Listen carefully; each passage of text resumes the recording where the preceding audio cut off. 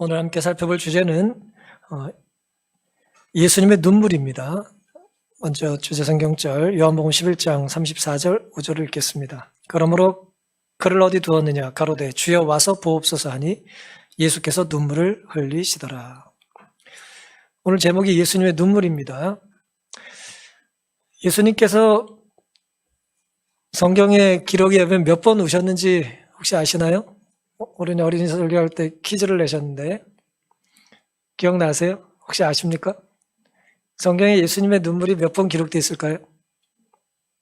2번. 누구예요? 네. 복음서에 2번 기록되어 있습니다. 근데 그게 정답일까요? 몇 번일까요? 수도 없이 확인할 수 없는 대답하지 마시고 예. 성경엔 예수님의 눈물에 대하여 3번 기록되어 있습니다. 기록된 것이 3번이라는 거예요. 말씀하신 것처럼 3번만 우신 건 아니죠. 어떤 분들은 간혹 이제 부모님을 기억하면서 우리 아버지는 한 번밖에 안 우셨다. 우리 어머니가 우는 걸 난 2번밖에 못 봤다. 뭐 그런 글들 많이 우리가 접하지 않습니까? 저도 지난주에도 그런 글을 좀 읽었는데 그게 자녀 앞에서 부모가 눈물을 2번 혹은 1번 보여준 거지 두세 번, 한두 번만 우는 부모가 어디 있습니까, 세상에. 그렇죠? 보이지 않는, 볼 수 없는 곳에서, 눈에 띄지 않는 곳에서 수없이 울죠. 하지만 오늘 우리는 성경을 가지고 성경에 기록된 예수의 눈물, 3번의 눈물을 좀 살펴보려고 합니다. 함께 우리가 살펴본 요한복음 11장이 이제 첫 번째 기록된 예수의 눈물에 대한 기록입니다. 나사로의 죽음을 앞두고 나사로의 죽음 앞에서 예수님께서 흘리신 눈물이죠. 32절부터 제가 읽겠습니다. 요한복음 11장입니다. 마리아가 예수 계신 곳에 와서 보이고 그 발 아래 엎드려 가로되 주께서 여기 계셨다면 내 오라비가 죽지 아니하였겠나이다 하더라.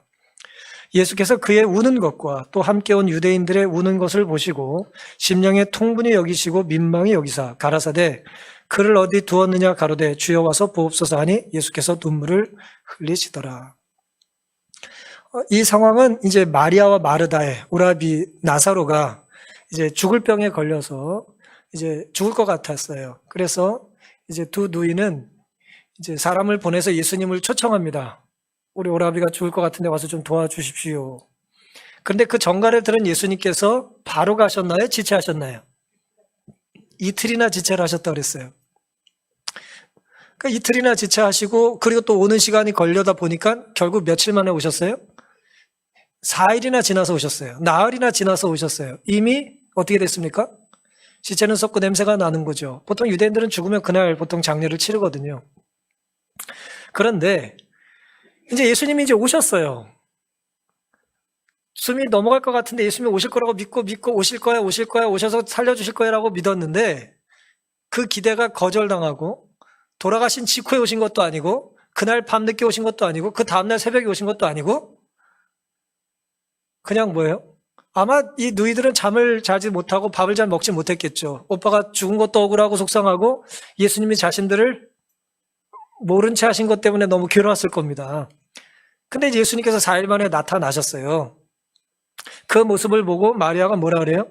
주께서 여기 계셨더라면 우리 오라비가 죽지 않았을 거 아닙니까? 라고 이제 이야기를 합니다. 마리아가 그렇게 말을 하고 주변에 있는 사람들도 덩달아 울어요. 좀 특이한 일인 것 같아요. 제가 보기. 왜냐하면 사람이 죽은 지 4일 뒤에도 이렇게 사람들이 모여서 우는 건 잘 모르겠어요. 보통 이제 장례식 끝나면 이제 끝인데 어쨌든 그 슬픔이 너무 컸던 것 같습니다. 계속 이제 주변 사람들이 우는 거죠. 그리고 그 모습을 보고 예수님이 통분히 여기고 민망히 여기셨고 그리고 35절에 예수님도 눈물을 흘리셨다고 기록을 했습니다. 그런데 예수님이 눈물을 흘리는 모습을 보자 예수님을 시샘하는 유대인들이 이렇게 말해요. 그 다음 절에 이에 유대인들이 말하되 36절입니다. 보라 그를 어떻게 사랑하였는가 하며 그러니까 예수님께서 4일 만에 오셨고 마리아의 눈물 흘리는 모습과 주변 사람들의 눈물 흘리는 모습을 보고 예수님도 따라오시는 모습을 보고 유대인들이 뭐라 그래요? 나사로를 정말 많이 사랑하셨나 보네 라는 이야기를 한 것입니다. 예수님을 좋아하지 않는 사람들, 유대인들 눈에도 예수님이 나사로를 특별히 사랑하셨다는 것은 비밀이 아니었어요. 사랑하는 걸 숨기는 건 불가능합니다. 사랑하는데 숨겼다는 건 안 사랑한 거예요. 사랑은 숨길 수가 없어요. 티가 나거든요. 그런데 우리가 기억해야 될 것은 나사로를 특별히 사랑하셨다는 유대인들의 말이 사실이라고 해서 다른 사람들을 덜 사랑했다는 건 아니에요. 이걸 우리가 오해하면 안 되겠습니다. 일부러 고집스럽게 오해하고 싶으시면 어쩔 수 없지만 그렇게 오해하시면 안 됩니다. 나사로를 특별히 사랑하셨다는 것이 나사로와 마리아와 마르다를 제외한 다른 사람들을 덜 사랑한 것은 아니라는 거죠. 왜냐하면 성경은 하나님께서 독생자를 누굴 위해 주셨다 그랬어요? 모두를 위해 주셨다 그랬어요. 하나님이 세상을 이처럼 사랑하사 독생자를 주셨는데 그 사랑의 대상이 누구예요? 이는 저를 믿는 자는 누구든지예요. 모두를 위한 예수 그리스도의 사랑을 우리는 말씀을 통해서 알 수 있는 것입니다. 로마서 10장 12절에는 특별히 하나님의 사랑은 차별이 없다 그랬어요. 차별이 없습니다. 그렇다면 예수님께서 나사로의 죽음을 앞에 두시고 왜 그렇게 눈물을 흘리셨을까요? 예수님이 눈물을 흘리셨다는 것은 예수님이 온전한 완전한 인간이라는 의미예요. 인간이 돼서 인간으로 오셨다는 의미예요. 성육신 하셨다는 뜻입니다. 배고프고 헐벗음을 겪으시고 슬프면 눈물을 흘리시고 그런 모든 것들은 우리와 똑같이 경험하셨다는 인성을 쓰셨다라고 하는 가장 확실한 증거가 예수님이 눈물을 흘리셨다는 거죠. 히브리서 2장 17절에는 그러므로 저가 범사에 형제들과 같이 되심이 마땅하도다 그랬어요. 예수님이 인간처럼 사시는 것을 마땅히 여기셨다는 거예요. 온전한 인간으로 하나님이 인간이 돼서 이 땅에 오셨다는 얘기죠. 마땅하다는 거예요. 범사에 언제나 한결같이 형제들과 같이 여러분과 저와 같이 우리 교회 형편에 대하여 예수님께서 다 알고 계시다 그런 의미라고 생각하시면 되겠습니다. 그런데 이제 마땅하다라고 번역된 이 헬라어는 조금 흥미로운 단어예요. 이 말은 이제 호펠로라는 단어인데 이 말은 빚진다 그런 뜻이에요. 빚진다고 생각한다 그런 뜻이에요. 빚지는 거 좋아요 안 좋아요? 빚지는 거 아주 싫죠. 신세진다 그런 뜻이에요. 신세를 진다, 빚을 진다, 해야 한다, 하는 것이 당연하다라는 의미예요. 무슨 말씀이냐면 이 문장을 그냥 이 말 그대로 번역을 하면 저가 범사에 사람들과 같이 여기심 받는 것을 당연하게 여기시더라 그런 뜻입니다. 하나님이 인간이 되셨는데 인간 대접을 받는 걸 어떻게 여기셨다고요? 그걸 당연하게 여기셨다는 거예요. 왕자가 거지처럼 사는데 그것을 당연하게 여기셨다는 겁니다. 어떤 마음으로요? 빚진 자의 마음으로. 근데 놀랍게도 이 똑같은 단어가 세종예식에 사용이 됐는데요. 요한복음 13장 14절에 내가 주와 또는 선생이 되어 너희 발을 씻겼으니 너희도 서로 발을 씻기는 것이 옳으니라. 여기서 어떤 단어가 이 똑같은 단어일까요? 마땅히 여겼다라는 단어와 똑같은 단어. 옳으니라는 단어예요. 그러니까 결국 이 단어를 이 단어의 원래 의미를 생각해서 이 두 성경절을 이제 해석을 하면 이렇습니다. 겸손예식이 남의 발을 씻겨주는 거잖아요. 그렇죠? 남의 발을 종이나 씻는 그 남의 발을 내가 씻는 겸손예식을 행할 때에 어떤 마음을 가지고 하라고요? 당연히 여기고 하라 그 얘기예요. 그 사람 발을 내가 씻겨주는 게 뭐하다고요? 당연하다. 빚진 자의 마음을 가지고 그렇게 씻어주라는 거예요. 이 깨끗한 손으로 너의 더러운 발을 씻어줄 테니까 올레면 와가 아니라 내가 당신의 발을 씻겨주는 것이 내 빚을 갚는 것 같은 채무진 사람의 마음 같은 행위라는 거죠. 그럼 빚을 갚을 때 보통 정상적인 사람이라면 큰 소리를 쳐요? 큰 소리를 치지 못해요?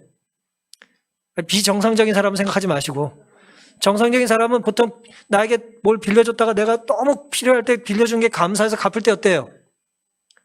얼마나 내가 요긴하게 그걸 썼는지 모릅니다. 정말 감사합니다라고 고마움을 표현하죠. 뭐 살아보니 안 그렇다 그런 얘기를 하지 마시고 그게 정상이잖아요. 내가 정말 어려울 때 당신 날 도와줬습니다. 우리가 먹을 게 없는데 당신 때문에 우리가 굶지 않고 살았습니다. 빚진 자의 마음으로 감사 여기면서 그 일을 하잖아요. 예수님께서 범사의 형제들과 같이 드심이 마땅하게 여기셨다. 그리고 서로 발을 씻기는 것이 옳다라고 하는 것은 결국 참된 겸손, 참된 사랑은 빚진 자의 마음을 가지고 하는 것이라는 의미예요. 빚진 자의 마음, 결국은 뭐냐면 사랑의 마음이죠. 이 사랑의 놀라운 속성 중에 하나는 뭐냐면 채무감이에요. 진 적도 없는 빚을 내가 갚아주려고 그래. 사랑하면 그 사람의 문제가 누구 문제가 돼요? 갑자기 내 문제가 되는 거예요. 그 다음에 내가 아니면 뭐 해결할 수 없을 것 같고 내가 해결해 주는 걸 또 특권으로 여겨요. 아, 이제는 걱정하지 말라고. 내가 어떻게 해보겠다고 막 그냥 자기 능력 이상으로 막 이제 이야기를 하죠.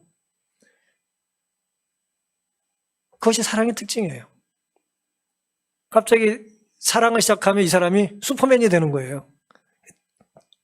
하나님이 주신 사랑의 힘을 가지고 큰 일을 할 수 있는 것입니다. 왜냐하면 사랑하는 사람의 문제가 내 문제가 되기 때문이에요. 내 책임으로 느껴지는 거예요.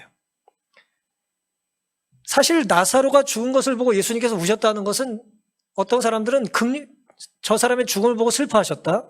그 누이들의 슬픔을 보고 동감하셨다, 공감하셨다라고 생각하기 좋죠. 하지만 실제로 화이트는 또 그렇게 설명하지는 않으셨어요. 왜요? 화이트의 말이 좀 더 타당성이 있는 이유는 뭐냐? 예수님이 나사로의 죽음 때문에 우신 건 아니에요. 그 순간에. 왜요? 곧 나사로는 뭐 할 거예요? 예수님이 살리실 거예요. 곧 살리실 사람 앞에 두고 엉엉 우는 사람이 어디 있습니까? 울지 마라 그러셔야죠. 그렇죠? 울 것 없다 그러셔야죠. 왜 곧 예수님이 살리실 사람 앞에 죽음에 앞두고 왜 우셨냔 말이에요. 그러니 나사로의 죽음 때문에나 나사로의 죽음 때문에 슬퍼하는 마리아와 마르다 때문에 우신 건 아니에요. 그렇죠? 그럼 왜 우셨습니까? 화이트는 이렇게 기록을 하셨어요. 예수의 눈물에는 하늘이 땅보다 높은 것처럼 인간적인 슬픔보다 더 높은 슬픔이 있었다. 더 크고 더 높은 눈물의 의미가 있다는 거예요. 뭡니까? 그는 지금 나사로를 위하여 슬피 울고 있는 자들 중에 여러 사람이 부활이요 생명이신 당신을 죽일 계획을 곧 세우게 될 것이기 때문에 우셨다 그랬습니다.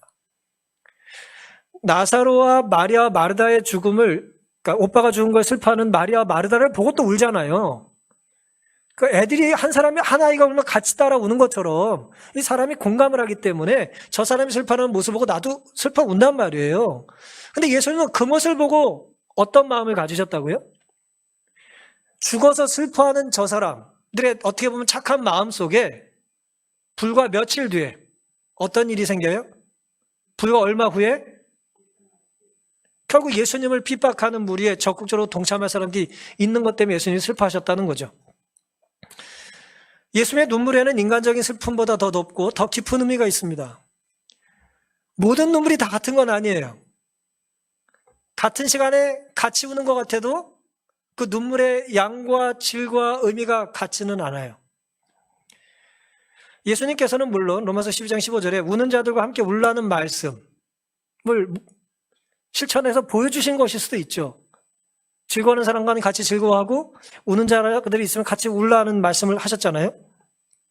하지만 예수님은 단순한 슬픈 자에 대한 공감 때문이 아니라 마음이 약해서 우신 것이 아니라 자신의 영적인 상태에 대하여 알지 못한 채 남의 슬픔을 그저 슬퍼하는 사람을 보고 우신 거예요.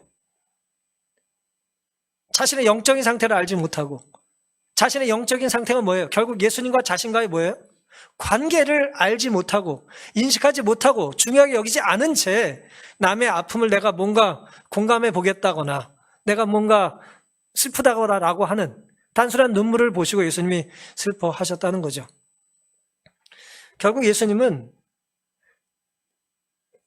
죄인이 불쌍해서 우신 거예요. 남을 위해서 우신 것입니다. 죄의 특징은 뭐예요? 라오디게아 교회 보내는 권면 중에 자신의 영적인 상태를 알아요, 몰라요? 알지 못해요. 그게 죄의 특징입니다. 내가 부자라고 느끼는 거예요. 하나님이 주거자 원하시는 건 하나도 없는데도 내가 부유하다고 느끼는 거예요. 영적인 친교는 하나도 없으면서도 주변의 친구가 지천인 것입니다. 나는 외롭지 않다는 거예요.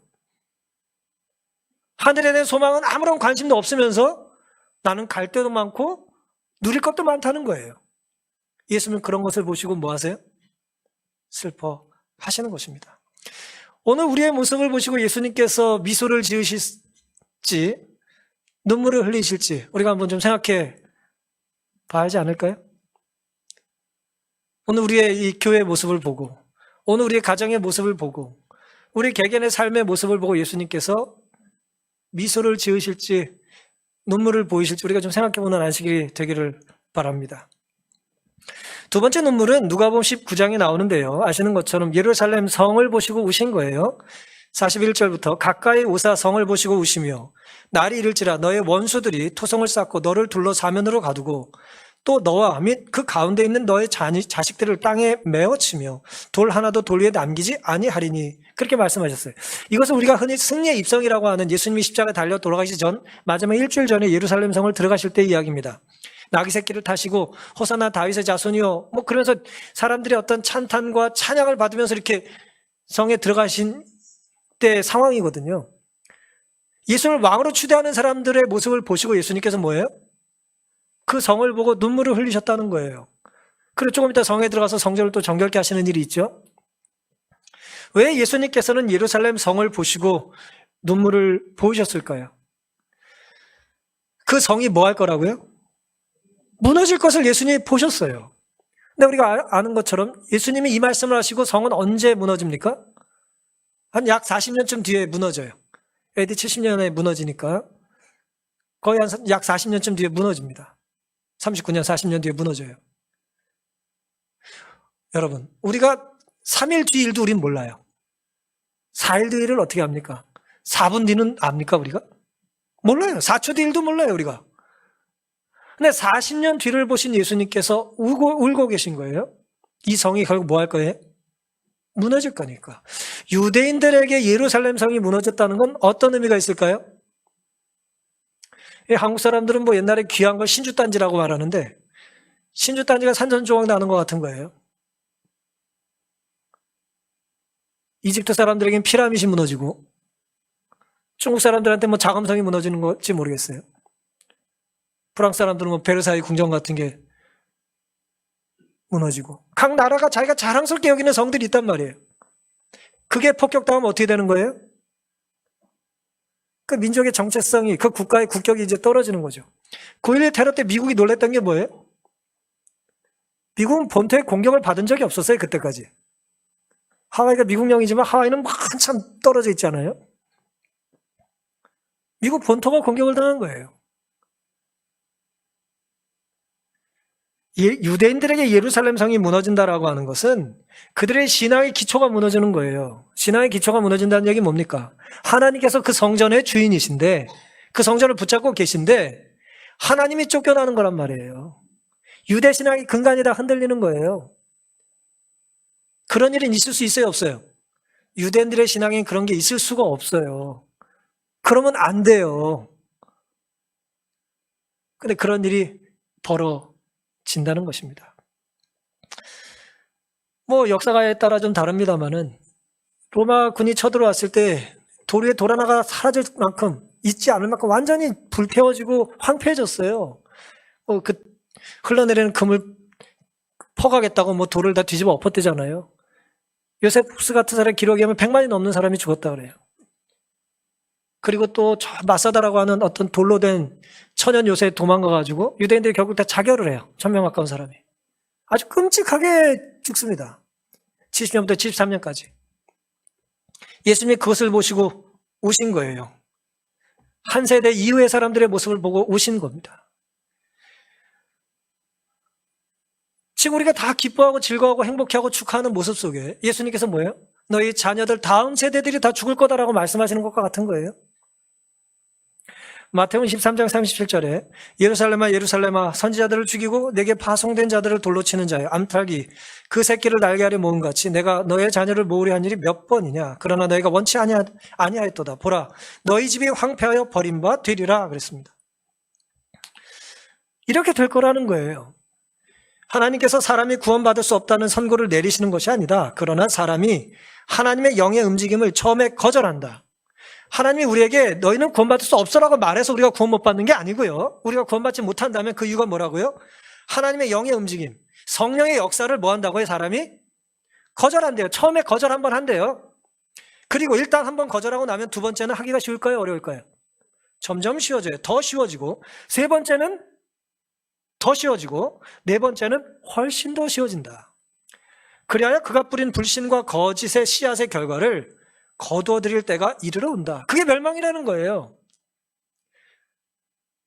여러분, 예배 시간이 됐는데 늘 교회 가는 게 습관이 된 사람은 교회 안 가면 불안해요. 불안해요.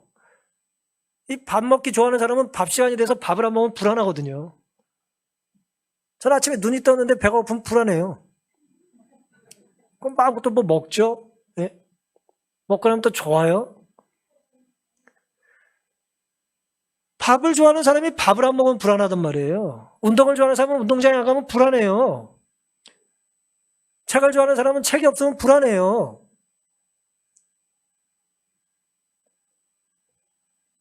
교회를 안 가면 불안해야 되는데 교회를 가면 불안하네? 문제가 있는 거죠. 내 입에 찬양이 안 나오면 불안해야 되는데 찬양이 나오면 불안해요. 그럼 뭐가 문제가 있는 거죠. 처음부터 그러지 않는다는 거예요. 처음에 어려워요. 두 번, 세 번 하다 보면 뭐가 됩니까? 익숙해져요. 우린 그걸 길이라고 말합니다. 길들여지는 거예요. 처음부터 길은 없어요. 자꾸 사람이 왔다 갔다 하다 보니 길이 생기는 거예요. 그리고 한번 길이 생기면 그 길은 없어지지 않습니다. 다른 길을 내야 돼요. 그리스도께서 감람산 위에서 세상과 각 시대를 내려다 보셨는 바 그분의 말씀은 거룩한 자비의 간청을 경시하는 모든 영혼에게 적용된다. 모든 영혼에게 적용된다는 거예요. 예루살렘아 예루살렘아 라는 예수님의 호소가 모든 사람, 여러분과 저에게 적용이 되는 거예요. 2000년이 지났지만. 그대의 평화에 관한 일들을 알아야 할 사람은 그대 바로 당신이다. 그대 자신을 위해 흘릴 눈물이 없는 그대를 위하여 그리스도께서 비통의 눈물을 흘리고 계시다. 그랬어요. 울어야 되는데 울지 않는 사람들 위해서 예수님이 대신 울고 계시다는 거예요. 운다는 건 이제 감각이 살아있다는 거 아니에요. 그렇죠? 눈물샘이 아직 살아있다는 거잖아요. 눈물이 나지 않는 건 문제가 있는 거거든요. 감동하지 않는 거니까, 뉘우치지 않는 거니까, 반성하고 자성하지 않는 거잖아요. 신앙적으로 회개하지 않는 거잖아요. 예수님께서 그런 모습을 보고 눈물을 흘리신다는 거예요. 내 눈물을 봐서라도 좀 네가 회개하라, 그런 뜻입니다. 사랑하는 성도 여러분, 예루살렘 성이 멸망했을 때 심판받은 이들의 운명은 그들 스스로 선택한 겁니다. 하늘의 준비 부족으로 잃어버리게 될 죄인은 하나도 없어요.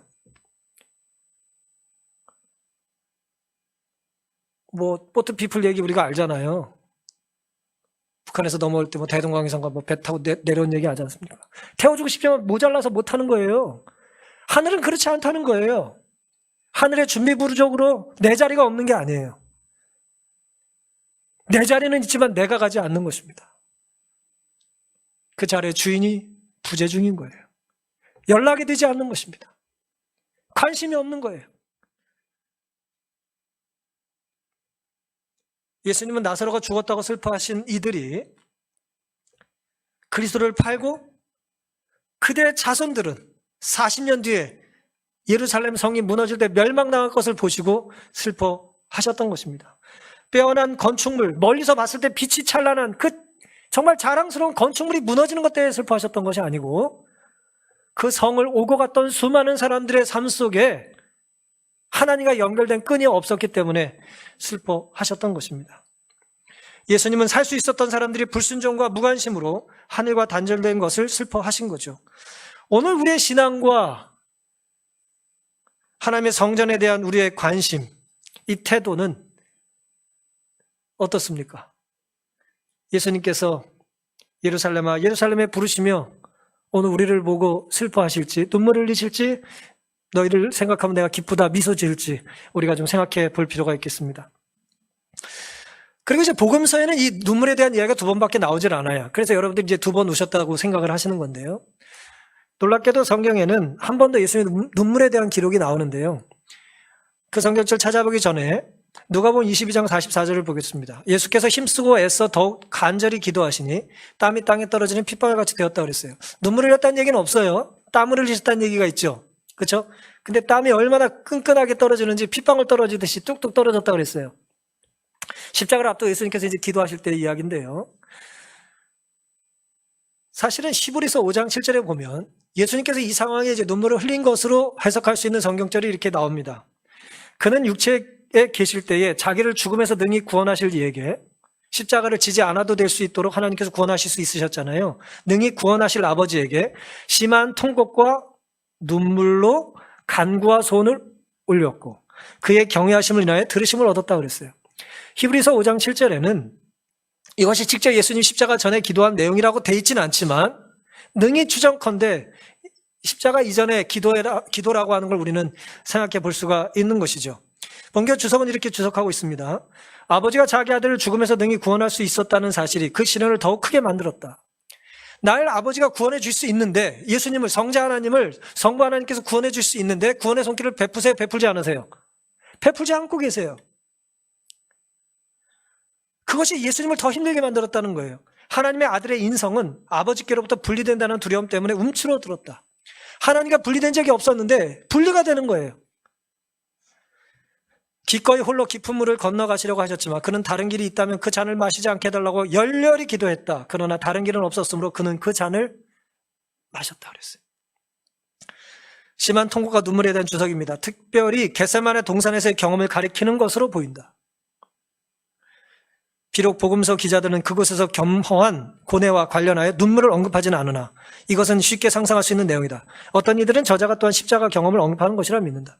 십자가 경험이든 십자가 직전의 겟세마네 기도의 경험이든 예수님께서 우셨어요? 눈물을 흘리셨어요.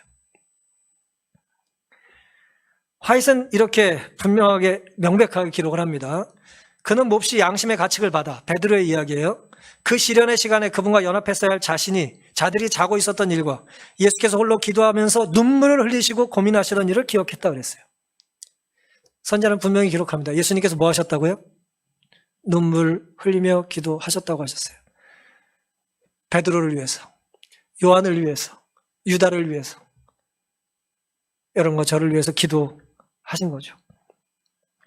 우리는 우리의 부족과 과실로 인해 예수의 발 아래 엎드려 눈물을 흘려야 할 때도 자주 있을 것이다.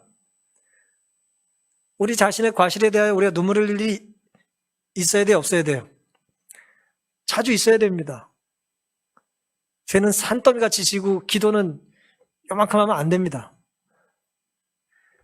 예수의 발 아래 엎드려 눈물을 흘려야 할 때가 자주 있어야 합니다. 그러나 우리는 낙담하지 말아야 돼요. 내가 맨날 죄 짓는 것 때문에 너무 낙담을 하지 말라는 거예요. 왜요? 비록 우리가 원수에게 실패를 당하였을지라도 우리는 하나님에게 버림을 받거나 싫어하는 바 되거나 배척을 당한 것이 아니다. 결코 아니다 그랬어요. 이 죄를 자꾸 반복해서 지면 우울증에 빠지거든요, 사람이. 내가 싫어지고 아주 부끄럽고 거울을 깨버리고 싶고 율법을 부정하고 싶고 말이에요. 이 답답한 율법을 자꾸 강조하는 이 교회를 뛰쳐나가가지고 자유다 그러고 싶단 말이에요. 네? 근데 그러지 말라는 거예요. 그런 죄책감 때문에 예수님이 널 떠났다고 생각하지 말라는 거예요. 그리스도께서 하나님 우편에 앉아 계셔서 우리를 위해 중보하신다. 조기문주에 나의 피 그러면서 예수님께서 눈물 흘리면서 통곡하시는 장면이 기록되어 있잖아요. 내 피를 보고 살려달라고 중보하고 계시다는 거예요. 그대가 자신을 그들에게 바치기만 하면 그대 자신 속에 착한 일을 시작하신 이가 우리에게 영원한 소망에 대한 씨를 심어준 예수님께서 예수 그리스도의 날까지 그 일을 뭐 하실 거예요? 이루실 것을 믿으라는 것입니다. 빌립보 1장 6절의 말씀이에요. 이 성경 말씀 우리가 가까이 해야 될 이유는 오늘 어린이 설교 중에 뭐 성경을 열심히 읽으면 아주 비싼 선물 준다고 그랬어요. 예? 아이들만 주지 말고 어른도 주시기 바랍니다. 물론 말씀을 읽으면 그 자체가 우리에게 선물이죠. 말씀을 읽으면 왜 좋습니까? 말씀 안에 세상을 이길 힘을 얻게 돼요. 세상은 자꾸 우리에게 뭐예요? 왜 사니? 그렇게 살려면 죽는 게 낫겠다. 너는 실패자다. 너는 잘못 살았다. 계속 우리를 힘들게 만들죠. 하지만 말씀은 그렇지 않습니다. 그래서 내가 왔다. 그래서 내가 널 구원한 거다. 그래도 나는 네 곁에 있다. 나는 널 결코 떠나지 않는다. 예수님의 말씀 우리가 가까이 될 이유가 여기 있는 것입니다. 누가복음 23장 34절 이에 예수께서 가라사대 아버지여 저희를 사하여 주옵소서 자기 하는 것을 알지 못함이니이다. 예수님은 우리가 우리가 하는 일이 뭔지 잘 모르고 지은 죄에 대하여 눈물 흘리며 기도하시는 분이에요. 저 모릅니다. 용서해 주십시오. 불쌍합니다. 자기가 뭐 하는지도 모르고 있습니다. 결국 예수님께서 눈물을 보이신 3번의 경우들은 다 똑같은 거예요. 나사로든 성전 앞에서 예루살렘 성을 보고 우셨던, 십자가 앞두고 겟세마네에서 우셨던 간에 그 3번의 눈물의 이유가 뭐예요? 사랑하는 자들의 죄 때문에 우신 거예요. 당장의 슬픔이 아니라, 물질이 결핍돼서 우신 것이 아니라 영원한 생명을 상실하게 된 것에 대하여 안타깝게 느끼신 거예요. 예수님의 눈물은 영생과 연관되어 있는 것이고 하늘과 연관되어 있는 거예요. 오늘 우리의 눈물은 어떻습니까? 우리 눈물도 예수님과 관련이 있어야 되지 않을까요? 깊이 연관이 있어야 되지 않겠습니까? 우리의 눈물이 하늘과는 아무런 상관이 없고 영원한 생명과는 아무런 상관이 없으면 곤란하다는 거예요. 사람이 살면서 얼마나 많은 눈물을 흘릴까요? 알 수 없죠. 울보들은 좀 많이 우는 거고, 울음이 좀 적은 분은 적게 울겠죠. 횟수도 알 수도 없고 무게를 잴 수도 없어요. 하지만 우리는 우리의 눈물을 기억할 수는 있습니다. 떠올려 볼 수는 있겠어요. 제 주중에 그래서 기억력을 총동원해가지고 제가 생각할 수 있는 첫 번째 눈물이 뭔지를 기억을 해봤어요. 물론 저희 어머님은 제가 태어났을 때부터 울었다고 말씀하시겠지만 난 그건 기억이 안 나고, 저는 제가 그걸 어떻게 기억하겠어요? 과잉 기억 증후군이라는 무슨 병도 있잖아요. 전 세계에 몇 명 없다는데, 어떤 사람은 20명 있다, 어떤 사람은 한 80명 있다는데, 하여튼 이 사람은 뭐냐면 모든 걸 다 기억하는 사람이에요. 며칠 전 기사에 의하면 호주에 왔던 여자는 엄마 뱃속에 있었던 것도 기억한대요. 두 다리 사이에 자기가 머리를 두고 있었대, 어두운 속에서. 그런 특이한 사람들이 있어요. 근데 저는 그렇진 않기 때문에 과잉 기억이 아니라 과잉 망각 쪽에 가까워가지고 다 기억을 못해요. 근데 이제 생각을 되돌려봤어요. 제 시간을 되돌려봤습니다. 내가 기억하는 첫 번째 울음이 뭔가 떠올려봤습니다. 한 5살, 6살 정도였던 것 같아요. 제가 어머니께 확인해보진 않았기 때문에 연도는 정확히 모르겠습니다. 어머니 기억하실 것 같은데. 제가 전 재산을 다 잊어버렸어요. 잃어버렸어요. 그때 제 전 재산은 종이 딱지였거든요. 딱지를 잔뜩 가지고 나갔는데 저희 집 앞에 저보다 나이가 많은 형이 하나 살았는데, 이렇지 뭐 어떻게 제가 이겨요. 시컷 놀다가 다 잊어버리고, 다 뺏기고 어쨌든 잃어버리고 패잔병의 마음으로 집에 걸어왔습니다. 기억이 나요. 슬픔에 젖어가지고 집에 오고 있는데 전쟁에서 지고 온 장수의 느낌 아닙니까? 저희 어머니가 저를 보시더니 아직도 기억이 나요. 우리는 딱지 다 잃었구나 그러셨어요. 그것을 보고 제가 울었습니다. 그 말씀을 듣고 제가 막 울었어요. 왜 이렇게 서러운지 몰라. 이렇게 딱지가 없는 게 왜 이렇게 서러운지 말이에요. 나보다 나이 한 살인지 천호라는 형이었는데, 제 기억이 맞다면, 나보다 딱지치기를 잘하니까 내가 무슨 수를 이겨요? 아들이 우니까 우리 어머니가 어떻게 해요? 괜히 죄 없는 누나들 다 불러가지고 딱지를 열심히 그 밤에 접어줬어요. 그 다음 일은 기억나질 않아요. 또 이렇겠죠 뭐.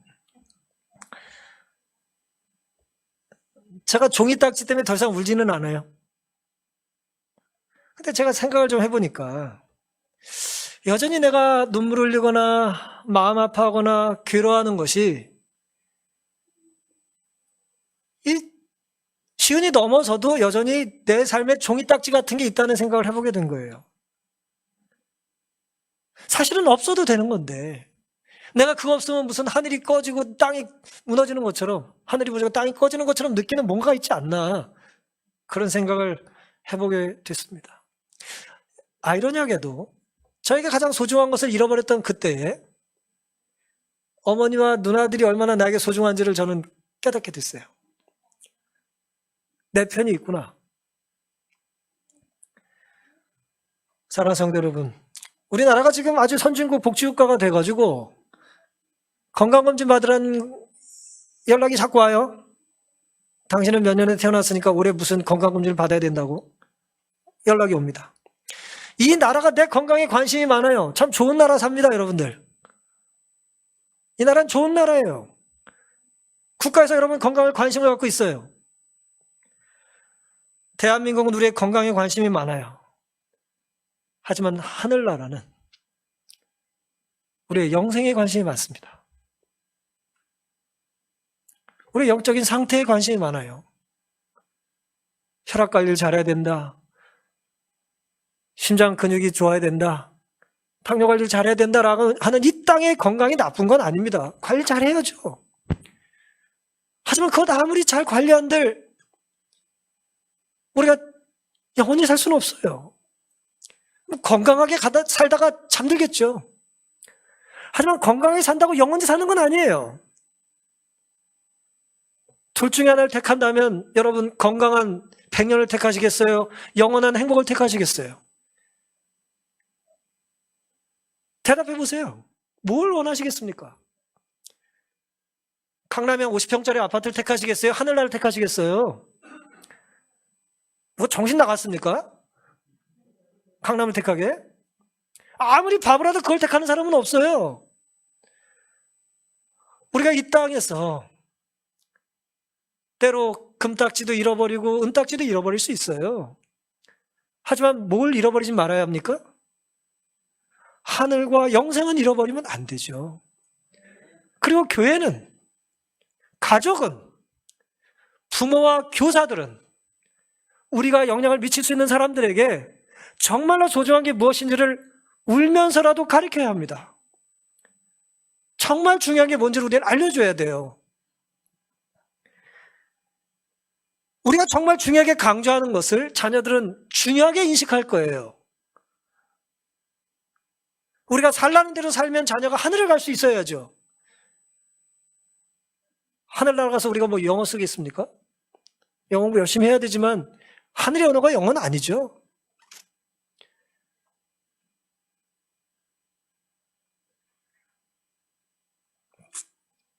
균형을 우리는 잡아야 된다는 말을 하면서 어느 순간 균형을 잃은 것 같습니다. 너무 믿음을 강조하다 보니 세상에서 뒤처졌다는 이 의식 때문에, 두려움 때문에 또 세상에서 살기 위해서 너무 애를 쓰고 사는 거예요, 지금. 다시 균형을 잡아야 될 때가 지금이 아니겠습니까? 자녀 입술에서 능숙하게 외고가 나오질 않아도 하늘나라 가는데 지장 없습니다. 우리 가족의 입술에서 기도가 멈출 때 우리는 하늘과 단절된 거예요. 예수님 우리의 죄 때문에 눈물을 흘리셨습니다. 3번에 걸쳐서. 오늘 하나님께서 우리 교회를 보시고 우리의 삶을 보시고 어떤 반응을 보이실지 우리 자신을 되돌아보는 이 시간 되기를 간절히 바랍니다. 로마서 8장 12절 그러므로 형제들아 우리가 빚진 자로 돼 육신에게 져서 육신대로 살 것이 아니니라. 너희가 육신대로 살면 반드시 죽을 것이로되 영으로서 몸의 행실을 죽이면 살리니. 육신대로 살면 반드시 죽습니다. 반면 영으로서 몸의 행실을 죽이면 반드시 삽니다. 결국 뭐예요? 죄죠. 성령에 의지하여 죄를 극복하는 것입니다. 빚진 자의 마음으로 살라는 거예요. 빚진 자의 마음으로. 사랑은 빚진 자의 마음으로 사는 것입니다. 사랑하게 되면 갑자기 뭐예요? 내가 사랑하게 된 사람의 삶을 내 빚으로 여기게 된다고 그랬죠? 그러니까 사랑을 많이 하는 사람일수록 뭐가 많아요? 빚이 많아요. 빚 하나도 없다는 사람은 뭐가 없는 거예요? 채무감이 없는 거잖아요. 저 사람의 빚이 내 빚이다. 저 사람의 문제가 내 문제다. 교회의 문제가 내 문제다라고 생각을 해야 자꾸 내 채무감이 늘어나고 사랑이 늘어나면서 누굴 붙잡아요? 하나님만 붙잡게 되는데 자꾸 나 혼자 잘 살 수 있다고 생각하니까 뭐예요? 하나님도 필요가 없게 되는 거죠. 영생은 무관한 것이고 하늘과 전혀 무관한 삶을 살게 되는 것입니다. 예수님처럼, 바울처럼 우리가 이제 사랑하는 마음으로, 빚진 자의 마음으로 살기를 다시 한번 다짐해 보시지 않겠습니까? 예수님이 3번을 우셨다는데 왜 3번만 우셨겠어요? 수없이 우시죠. 오늘 우리가 누굴 위해서 울어야 되는지, 언제 울어야 되는지, 왜 울어야 되는지, 내가 지금 울고 있는 이유는 하나님 보시기에 웃을 일이 아닐 수도 있다는 걸 깨닫게 되시길 바랍니다. 그리고 내가 지금 웃고 있는 일은 하나님 보시기에 울 수도 있는 일이 될 수도 있다는 것도 우리가 깨달아야 되죠.